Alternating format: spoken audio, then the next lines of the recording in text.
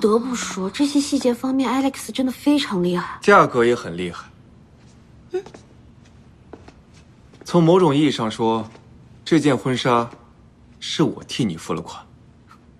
李思成，这个婚纱怎么是你付的钱？您的快递。哦，来了。等等，那个岳阳电话还有那个快递，该不会都是你的圈套吧？你在说什么呢？听不懂。听不懂是吧？行，我现在就找 Alex 问清楚。好啊，问他是不是我骗你结婚。总之，无论如何，这件婚纱穿在你身上，钱你总是要付的。李思成，算你狠。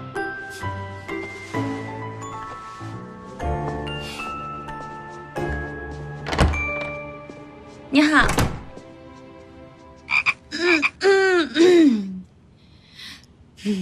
你好，我叫林小雅。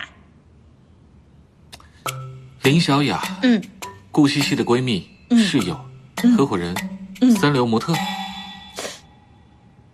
我好歹算二流模特吧，上过不少大秀呢。你好，请您二位和我一起去试一下伴郎伴娘的妆吧。好呀。这边。